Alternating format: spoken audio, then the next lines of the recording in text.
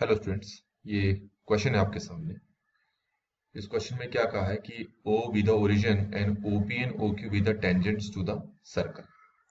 तो पहले हमें क्या करना पड़ेगा, ये जो सर्कल है इसका सेंटर फाइंड आउट कर लेते हैं। इस सर्कल का सेंटर होगा 3, -2 पे।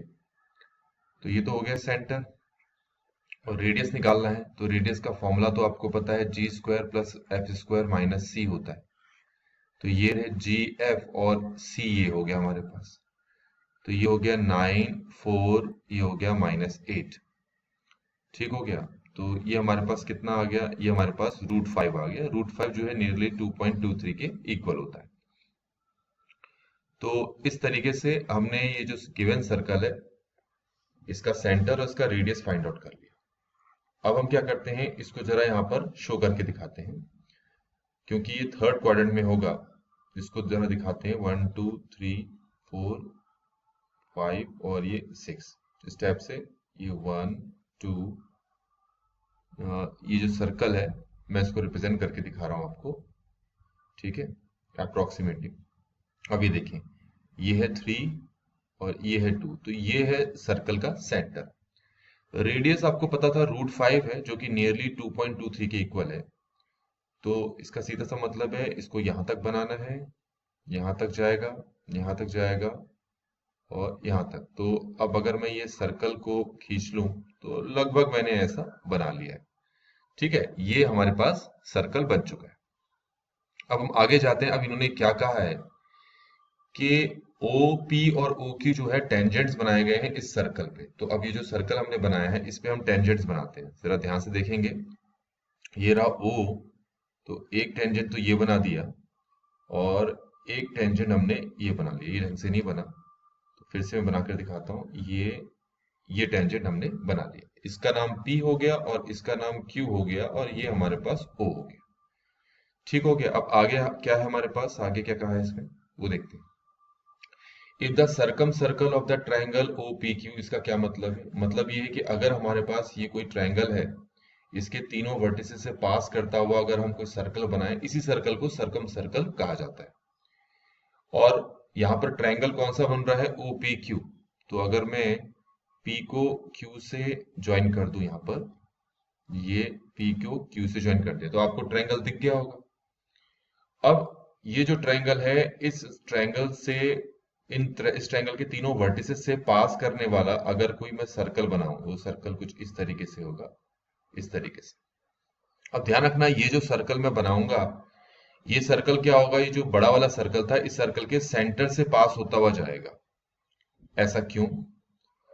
क्योंकि इसमें सबसे पहले तो आप ये देखो कि ये जो OP है और ये जो OQ है, ये क्या है, दोनों के दोनों बराबर है। ठीक हो गया। तो ध्यान से समझना मैं क्या बोलने वाला हूं, कि मान ले हमारे पास ये जो ट्रायंगल है, यही तो बताया था मैंने, क्योंकि ये दोनों साइड्स क्या है, इक्वल है। तो अगर मैं यहां से एक परपेंडिकुलर ड्रॉ करता हूं, ठीक हो गया, तो वो क्या होगा, इस अपोजिट साइड्स को 2 इक्वल पार्ट्स में डिवाइड करेगा और साथ ही साथ ये क्या होगा, डायमीटर भी होगा इस सर्कल का।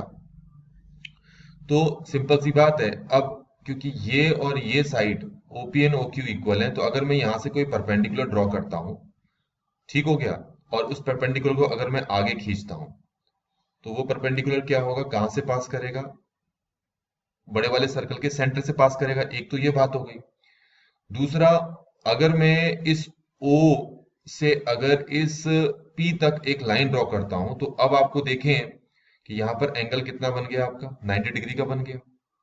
तो ऑब्वियसली फिर ये वाला जो हिस्सा है, ये इस सर्कल का क्या होना चाहिए, डायमीटर होना चाहिए, तभी ये एंगल यहां पर कितना बनेगा, 90 बनेगा। अगर तुम इसको पास नहीं करवाओगे, मान लो इसको, ये जो सर्कल है सेंटर से पास नहीं करवाते, तो मान लो यहां से पास करवाते हो, और अगर यहां से मैं इस P तक लाइन ड्रॉ करता हूं, तो फिर ये एंगल 90 डिग्री हो नहीं सकता। तो हमारा वो कॉन्सेप्ट गलत हो जाएगा, कौन सा, कि डायमीटर जो है सर्कल के किसी पॉइंट पे 90 डिग्री का एंगल सबटेंड करता है।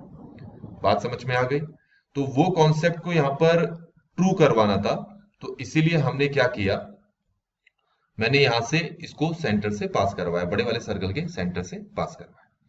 अब O के कोऑर्डिनेट तो आपको 0,0 पता है, और इसके कोऑर्डिनेट 3, -2 पता है। और हमें पता है जब कोई सर्कल के डायमीटर के एंड पॉइंट्स अगर दे रखे हों, जो कि यहाँ के केस में दे रखे हैं, तो उसकी इक्वेशन निकालने का फॉर्मूला होता है x minus x one y sorry x minus x one, आगे होता है x minus x two plus y minus y one, ये नहीं है, y minus y two equal to zero. तो अगर मैं इस सर्कल की इक्वेशन फाइंड आउट करने की कोशिश करूं तो ये हो जाएगा मेरा x minus zero x minus three, y minus zero y plus two equal to zero. तो ये हो जाएगा x square minus three x plus y square plus two y equal to zero. तो x square plus y square minus three x plus two y equal to zero आ गया। तो ये हमारे पास सर्कल की इक्वेशन आ चुकी है। अब आपसे क्वेश्चन में कहा है कि ये जो सर्कल है ये alpha comma one by two point से पास कर रहा है। तो alpha comma one by two को मैं इस सर्कल की इक्वेशन में पुट करता हूं तो ये हो जाएगा alpha square plus one by four minus three alpha plus one equal to zero. इसको सिंप्लीफाई करते हैं एलसीएम लेके, तो four alpha square plus one minus twelve alpha plus four is equal to zero. तो ये हो गया four alpha square minus twelve alpha plus five is equal to zero. अब इसको हम मिड टर्म स्प्लिटिंग करेंगे तो minus ten alpha minus alpha plus five equal to zero. तो अल्फा की एक वैल्यू तो यहां से फाइव आ जाएगी, अल्फा की दूसरी वैल्यू आ जाएगी फाइव बाई टू। तो अल्फा की हमारे पास ये दो वैल्यूज यहाँ पर आ जाएंगी। ये तो समझ में आ गया होगा। तो अब आप देखें यहाँ पर हमारे पास एक 5 आ रहा है, एक 5/2। तो कौन सा आंसर मैच कर रहा है हमारे आंसर से? सी ऑप्शन जो है वो हमारे आंसर से मैच कर रहा है।